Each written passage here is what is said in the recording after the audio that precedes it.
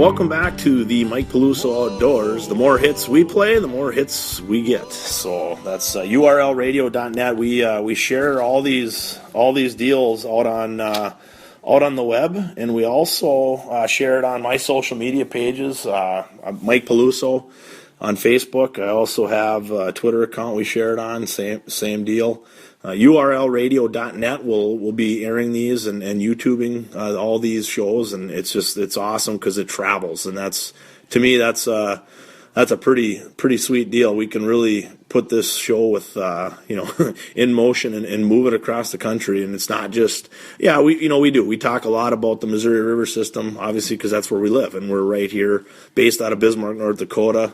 I would say one of the top walleye towns in the upper Midwest. I mean, we've hosted a fair amount of big walleye tournaments here. The first one was held here in Bismarck, North Dakota back in 1986. It was an MWC tournament. That was kind of the first of its kind came through town, and Bruce Sampson and Jerry Anderson actually won that tournament. It was back on a rainy September. I remember it like it was yesterday. I was probably only about 11, 12 years old, but I remember it like it was yesterday, and it was so exciting to see these guys. And it's really interesting. You look back at that, back in those days, 16-foot Lund with a 60-horse Mariner. I mean, that boat was as big as it got, and we looked at them rigs with open eyes and excitement and kind of with that wow factor. And you look to see where we're at today with some of the equipment that we've got. It's just absolutely incredible where walleye fishing has gone, and we will talk about that. That's kind of why I wanted to bring that up. That's where we're going to go in the programs here in the future. We're going to talk a little bit about all the advancements that we've seen in the fishing world here over the last, we'll say decade, but this could probably go more into the last 20 years, and all the different things that we've seen. I mean, it's just, it's cool to me to think that I used to have a piece of hockey plexiglass in my boat that I had to cut out to fit around the pedestals on my floor. And when I would go to these new bodies of water, or even some of the local bodies of water, I would lay the map on the floor of the boat, so I would have, in that day, that was detailed charts, mapping systems that we could see where we're at and where we're going and keep track of where we've been. And you look at it now, it's all on our fingertips. We can download that on our phones with Navionics app. You can have all the maps in the world right there, and certainly all our new technology with our depth finders and all that stuff is right at our fingertips too, and most of these maps anymore are downloaded right into your units. So it's just incredible where some of this stuff has come. But we're going to talk about that here in future programs. Certainly, I want to thank you guys for listening on some of the guide topics here. I just wanted to, I wouldn't say bring up anything to make anybody mad. I just wanted to clear up some confusion, where some folks kind of view it a little bit different than how we do, especially the guys that are in the business. And again, we'll have other people that do this for a living, on the show, and we'll get their sides of it too. And, we talked a little bit about the biology parts of our systems here, and we're going to get those folks on this program as well.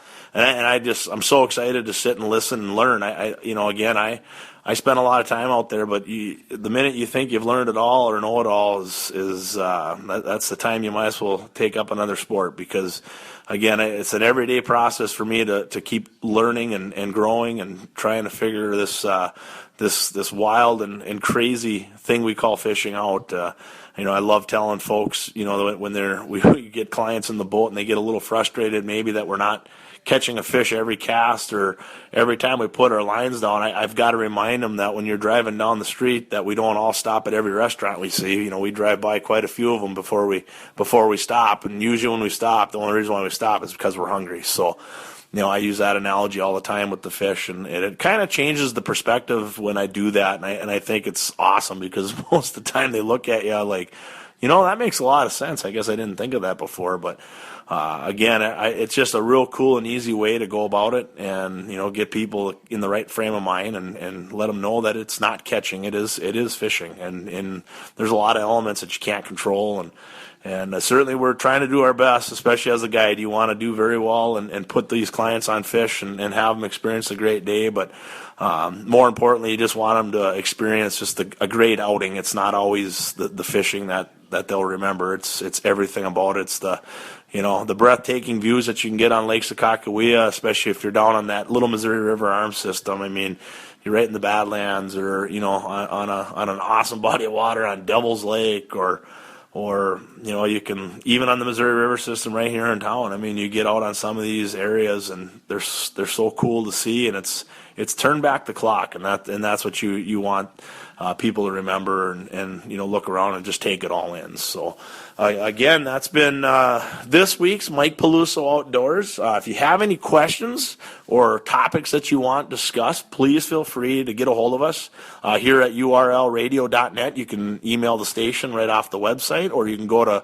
my email, and my email is mwalleye1343@aol.com. You can ask us questions there, or you can go to my Facebook page at Mike Peluso and message us there if you've got any questions or topics that you'd like to see discussed on the program. And again, we're a seasonal program, so certainly we're right in the heart of fishing season right now. So we're going to talk a lot about the open water fishing season. We get close to the fall, that'll lean us into some hunting and some outdoor activities. And then as we get into winter, that'll be fun too, because now we're going to get cruising on our ice fishing topics. And I don't think we'll ever have a dull moment. I think we're always going to have plenty to discuss and talk about, and especially here in North Dakota and certainly across the upper Midwest. And if there's any folks that you'd like to get on the program, or some cool stories out there that maybe I haven't brought up, please feel free to let me know on those too, because we're always looking for neat new things to bring into this program. And if you're interested in sponsoring the program, feel free to get a hold of us. We got plenty of openings there as well, and with all our great sponsors of Dak Shack, ABC Boat Docks, Woodland Resort, Horizon Market, Lucky Sports Bar, and Polar Package.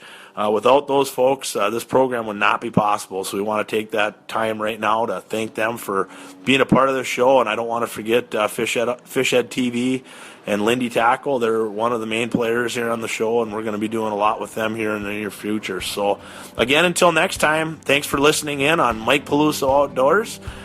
Can't wait for the next show. Should be a good one. Thank you.